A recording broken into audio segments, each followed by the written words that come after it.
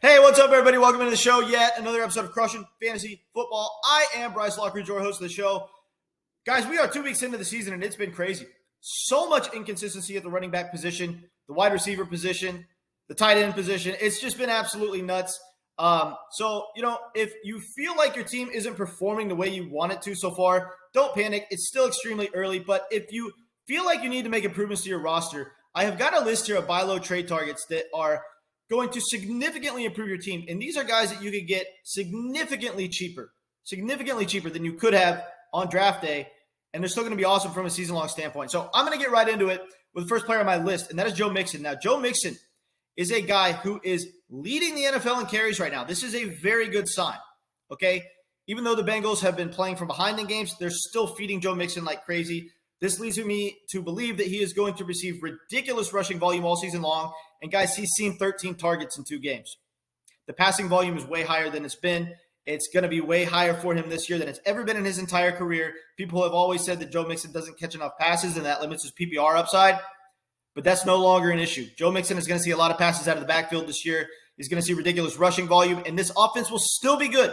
I still am very confident that this will be a top 5 offense in the NFL. They just have way too many elite offensive weapons to not be an elite offense, and they bolstered up the offensive line over the offseason. The offensive line is supposed to be better. It's been worse, but it's supposed to be better. So give them a little bit of time. They're still going to come around. It's still going to be a great offense. Joe Mixon has ridiculously high touchdown upside in this offense and overall yardage upside, and he has been really disappointing so far. Week 1, he was okay. He had a pretty decent fantasy performance in week 1. He was absolutely terrible in week 2. So it's a great time to buy low on Joe Mixon, guys. This guy is still going to return first-round value, and he is going to be one of the most bust-proof players in all of fantasy football, guys. Get Joe Mixon on your team while you can. Next player on my list is going to be Alvin Kamara. Alvin Kamara was a complete bust in week 1.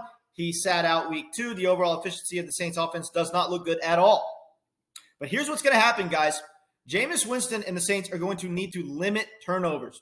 So the coaching staff is going to lean towards more checkdowns to Alvin Kamara to reduce interceptions from Jameis Winston, because we know that Jameis Winston is an interception throwing machine. Now, he has upside as a fantasy quarterback, but as far as supporting other fantasy players on his team, he's good for deep threat wide receivers like Chris Olave, although they couldn't connect in this game. And he's going to be good for players like Alvin Kamara, because he's going to have to start feeding Alvin Kamara a lot of checkdowns out of the backfield, a lot of short and intermediate routes. Alvin Kamara will line up as a wide receiver every now and then and receive targets from Jameis Winston. In that regard, they're going to be running Alvin Kamara more because they're going to need to establish the run game and the short passing game in this offense to limit turnovers and to increase the overall efficiency of the offense and actually get the ball moving, because this last game, they were airing the ball out like crazy and it just wasn't working. So Alvin Kamara is going to receive heavy volume and significantly improve the overall efficiency of this offense. This is going to give him high touchdown upside, high yardage totals, everything like that. He's going to be an absolute beast this year, and he's off a lot of people's radar right now because we haven't seen him do anything for the first 2 weeks. But, hey, he only busted 1 week, and he sat out last week. He's still going to be a beast from a season-long standpoint. Get this guy on your team while he's at his lowest point in the season as far as the way other people view him in fantasy.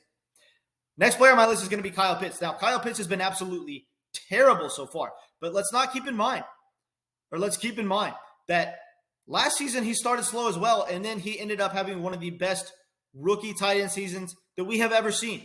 This is an immensely talented tight end in an offense that is still going to be force-feeding him the ball. Obviously, Drake London has received the majority of targets for the pass catchers, but I think this is good. Drake London emerging and being a good fantasy wide receiver so early in his career is going to make it to where the overall efficiency of this offense is better. So that's going to give Kyle Pitts higher touchdown scoring upside, and less defensive attention will be on Kyle Pitts because game plans are going to be to stop Drake London. So that means Kyle Pitts is going to be open to feast in this offense. I still love him from a season-long standpoint. We know that he gives you one of the highest weekly ceilings at the tight end position. We saw it last season. This guy was drafted in the 3rd round of the draft. So you can't just drop him way off your radar simply because he had 2 bad weeks to start the season. Do not drop him. Do not trade him. Do not put him on your bench. The best thing you can do right now with Kyle Pitts is hold on to him. Just wait. Be patient. He's still going to end up going off this year and being one of the best tight ends in fantasy. So, if you have him on your team, keep him. If somebody else is willing to trade him, get your hands on him immediately. He is one of the best buy lows in all of fantasy football right now, and people are willing to sell him for way cheaper than they should be just because he had 2 bust weeks to start the season. Next player on my list is going to be Christian McCaffrey. Now, Christian McCaffrey had 100 rushing yards in this past game, but he just hasn't produced Christian McCaffrey volume. He hasn't produced Christian McCaffrey fantasy output as far as overall fantasy points in the first 2 weeks. He is the running back 9 in fantasy right now, while everybody just expects him to come out of the gate after back-to-back injury years and be the running back 1 right away, which is an absolutely ridiculous thing to expect. You had to expect that they were going to limit his workload a little bit coming into the season. That's smart. They don't want him to get hurt in the first 2 weeks.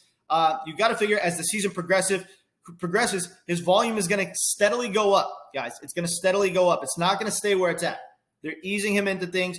As the season goes on and the games become more pivotal, Christian McCaffrey is going to be used more in this offense, and he's going to return to the volume hog that he was before, where he's getting 30-plus touches in some weeks.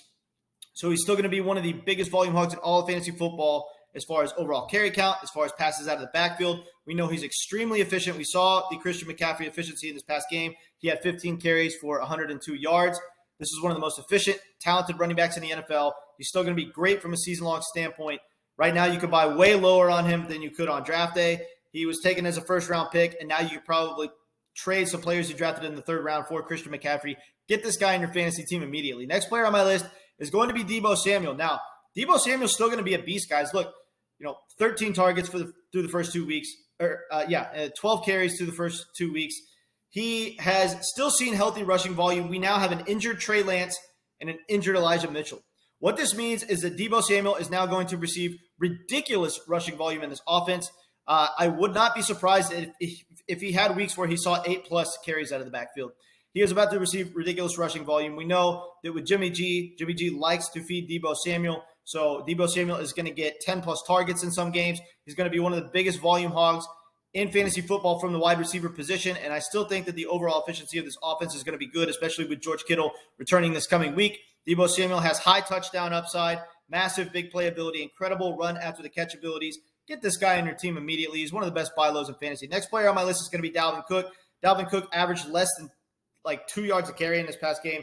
He looked absolutely terrible. The Vikings were a mess in this game. I mean, their game plan has been this year to force feed Justin Jefferson as much as possible. It did not work in this past game because, the Eagles defense, they just shut him down.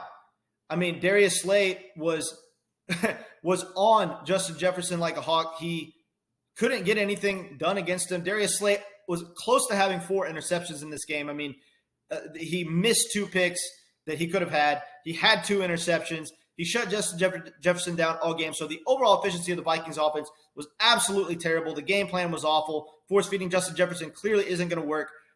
They need to establish the run game, meaning volume is coming heavily for Dalvin Cook.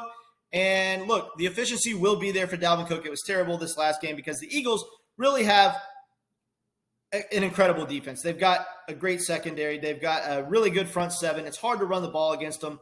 Most matchups aren't going to be this tough for Dalvin Cook, and he's still going to be, if he can stay healthy and on the field, I think a top 5 running back in fantasy this year. So right now, while people are dropping Dalvin Cook in their rankings because of what they've seen from 1 week, get this guy on your fantasy team. He's still going to be great from a season-long standpoint. Last player I have here on my list is Kareem Hunt. Now, Kareem Hunt went off in week 1 and was a massive bust in week 2. This is an absolute fluke. Nick Chubb had 3 touchdowns in this game. We know that Kareem Hunt has the possibility to score more touchdowns than Nick Chubb from a season-long standpoint. Both of these players are end-zone magnets, though, and we know that Kareem Hunt is, without a doubt, going to be a top 10 running back in fantasy as long as he can stay healthy and on the field, and he just had a huge bust week. Everybody saw Nick Chubb go off, so they're going to base 1 week off what's going to happen from here on out, which is ridiculous thinking, but the fact that they saw Nick Chubb score 3 touchdowns and Kareem Hunt not get in the end zone and only have 50-something total yards, it's going to have Kareem Hunt down in people's rankings. It doesn't make sense, but trust me, people change their opinion a lot in 1 week. Kareem Hunt's still going to be awesome from a season-long standpoint. So get this guy on your fantasy team. He's going to be probably a league-winning player because you probably have him as your 3rd running back if you have him on your team, and he's going to go off at your flex all season long. And if you ever need him to step into your running back 2 spot, he could be very serviceable as a running back 2 as well. All right, guys, I appreciate you tuning into the video, and I will catch you later.